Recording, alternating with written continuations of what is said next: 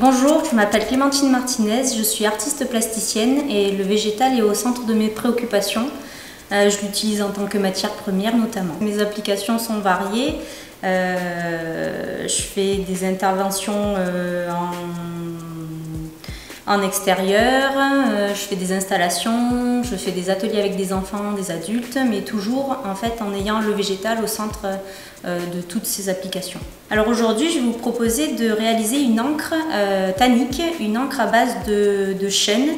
Donc on est allé récolter des glands pour les concasser et les faire cuire en décoction pour obtenir cette encre. On va pouvoir avoir diverses applications. Déjà, ça va être une encre qui va pouvoir remplacer une encre synthétique, une encre acrylique.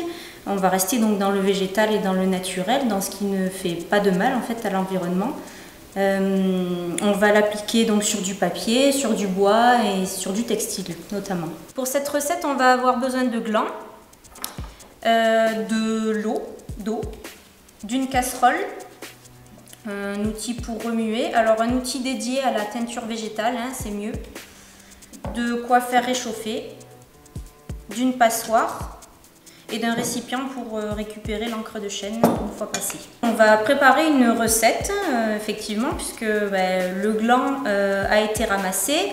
On va le concasser grossièrement, donc avec un marteau ou une grosse pierre. Et puis après, on va tout simplement le mettre en décoction dans une casserole. Donc là, j'en mets à l'œil,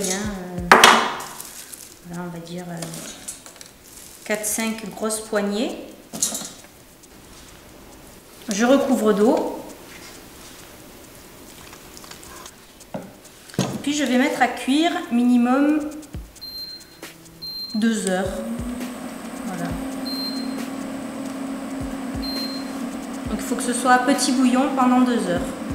2 heures est donc étant le minimum. Si vous pouvez le laisser plus longtemps, après bon, c'est peut-être une perte d'énergie, mais au bout de 2 heures, ça fera déjà une belle décoction. Donc vous allez remuer de temps en temps.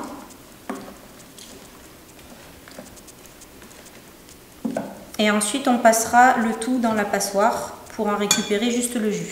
Alors une fois que les glands ont cuit, 2 heures donc minimum, on va les passer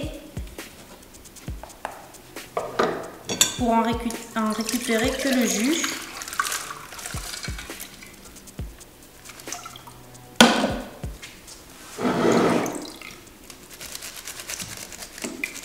Donc on a un jus assez clair pour l'instant.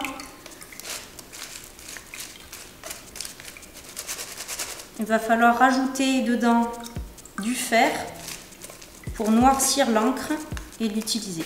Pour obtenir l'encre de chêne un petit peu noire comme vous avez ici, on va rajouter du sulfate de fer. Alors le sulfate de fer, ça se présente comme ça. C'est une poudre un petit peu verdâtre qu'on trouve en droguerie ou en magasin de bricolage. En général, c'est utilisé pour reverdir le gazon. Et si vous n'avez pas de sulfate de fer, ce que vous pouvez faire, c'est de la soupe de clous. C'est-à-dire qu'en fait, vous allez prendre quelques clous rouillés, vous allez les immerger dans du vinaigre blanc et vous allez faire reposer quelques jours. Voilà, dans le vinaigre, et vous aurez en fait une solution de fer qui va faire le même travail que le sulfate de fer. C'est plus simple à se procurer peut-être pour certains. Là, j'en ai préparé d'avance, vous allez voir. Je le verse dans mon petit gobelet et puis je vais rajouter un petit peu de sulfate de fer. Vous allez voir que ça va précipiter. On va avoir une couleur noire qui va apparaître. Et c'est cette encre-là qu'on va utiliser pour les applications que je vais vous montrer. Alors on peut appliquer en une seule couche ou en plusieurs. Donc il faudra attendre que ça sèche entre chaque, que le bois absorbe.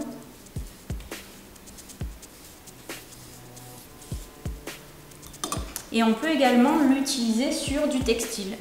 Alors là, on avait fait la dernière fois du shibori. Donc on avait en fait enfermé des perles et noué le textile avec du fil pour en faire donc des réserves.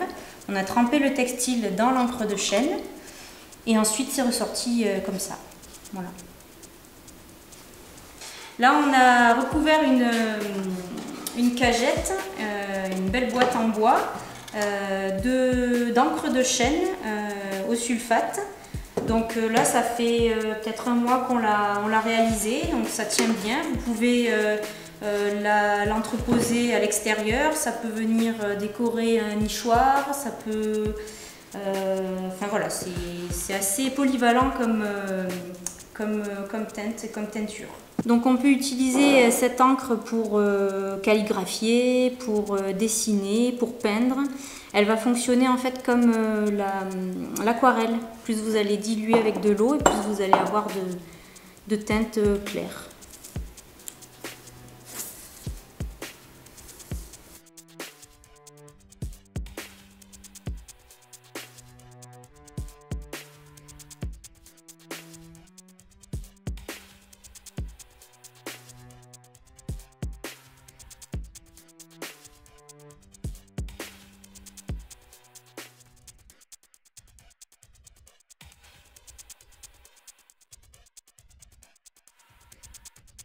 J'espère que cette activité vous aura plu. On attend avec impatience vos réalisations sur le site et la page Facebook de la Maison de l'Environnement. Et moi je vous dis à une prochaine fois.